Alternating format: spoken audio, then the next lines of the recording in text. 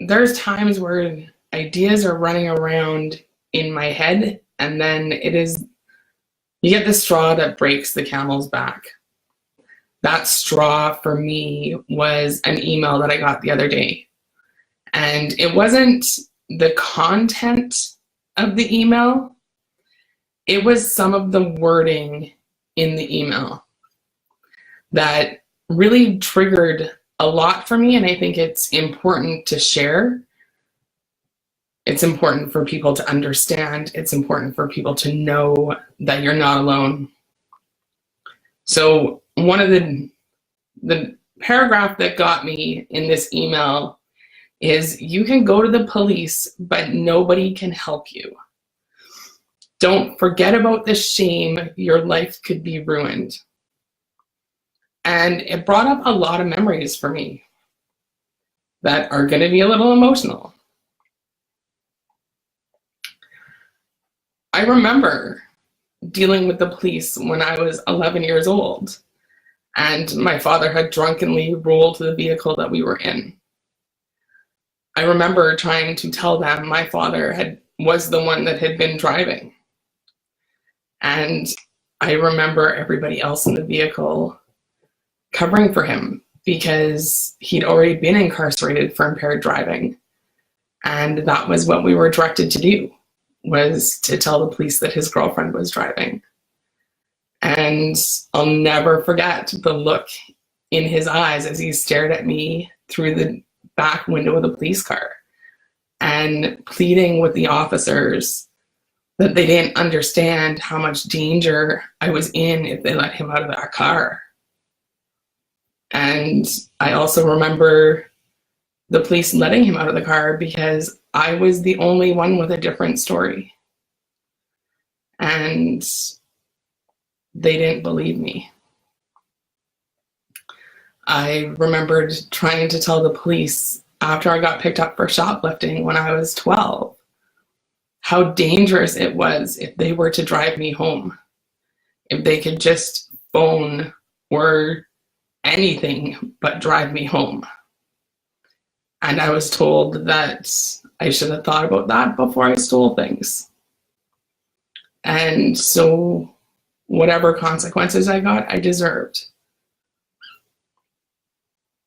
I remembered when I was 12 years old and my father and his girlfriend were drunk and they were high and they were violent, and she chose to fight back. And it was this 6-year-old in the house that was brave enough to call 911. I remember the police taking my father to the drunk tank and the paramedics taking his girlfriend to the hospital with a punctured lung. And I remember the police officer looking at me and telling me I had a choice. Either I was okay, or they would take the 3 younger kids into custody and foster care for the night. And it was in that moment that I learned to suck up any feelings I had and to be responsible for other people. Because at 12 years old, I did not want to be alone in that house. I was scared. And the only way for me to not be alone was to take care of the other kids. And so by the time I was 15 and broken ribs occurred and molestation and rape, I had decided that it was safer to give in than to fight back. And it led to a ton of shame. I was ashamed. Like, did I not say no enough times? Like, was it my fault because I gave in? I was ashamed of my parents and my family and where I came from.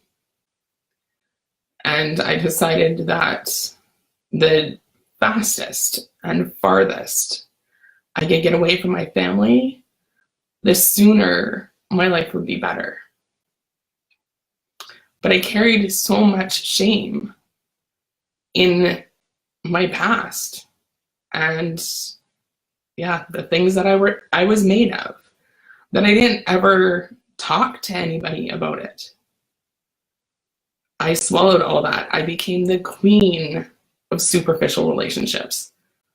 So I've always been the person that people felt comfortable coming to talk to, and it was good. I love talking to people. I love hearing their stories. I love being able to make them feel better and see things in a different light. But I was really, really sly. I became a magician in that I could talk to a lot of people, but they really never knew me. And I could do it in a way where they didn't even realize it until they sat and thought about it. Like, nobody knew about my family. Nobody knew about my past, what I had done, what I didn't do, any of it. I couldn't let anybody in, which meant that I also never had really deep, meaningful relationships. They were all superficial. I didn't have anybody that I opened up to when I was struggling. And I got to the point that if I did talk about when I was struggling, then my family would do like Chicken Little, the sky's falling. Like, if Michelle can't handle it, like, nobody can handle it. So yeah, it led to feeling isolated and alone and feeling like nobody could help me. And after a lot of years of practicing that I didn't need anybody to help me. And there's a fine line between independence and being a pompous jerk. And I think sometimes I blurred that line. Like, I wouldn't allow people to help me. And it wasn't until I found the confidence in who I am that I could actually have real conversations with people, that I allowed people into my world and have the most awesome, intimate relationships. It wasn't until I grasped that there are actually people that can help me. And if I allow them to help me, my life can be exponentially better. And like, the first time I invested in a coaching program, the first time I invested in myself was through the All Out Ugly Cry. Because it was breaking down those walls and those barriers and allowing people to really see who I am and to get to know me and to want to help me. And that's what this email triggered. And the purpose for this video is that it is your shame and your isolation and your feelings of helplessness that these people prey on. And so I want you to know that you too can step out of shame and into those intimate relationships, into a place where you can make an impact, where you can help other people. And this has been a difficult one to do for me, but I know that when Spirit keeps nagging me with the same story, it's because somebody needs to hear it. And so if you're one of those people that need to hear it, know that I see you. I feel you. I love you. And I am here to help you. Know that you're not alone. You don't need to be in the chokehold of shame. And there's an amazing freedom that comes when you can let it go. And yeah, we don't ever really know people's experiences as much as I'm an empath and I can feel people's difficulty.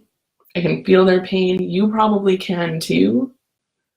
But until we've walked the actual walk,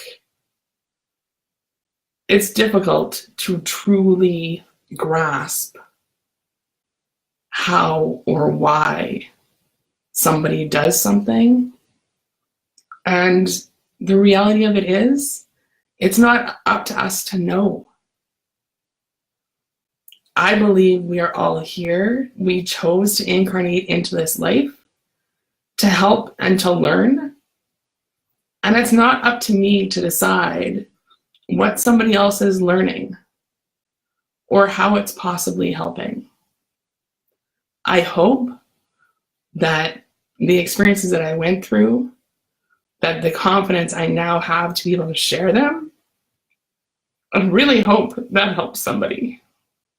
Because I know I learned a ton. I'm a lot stronger than I thought. That also has pros and cons.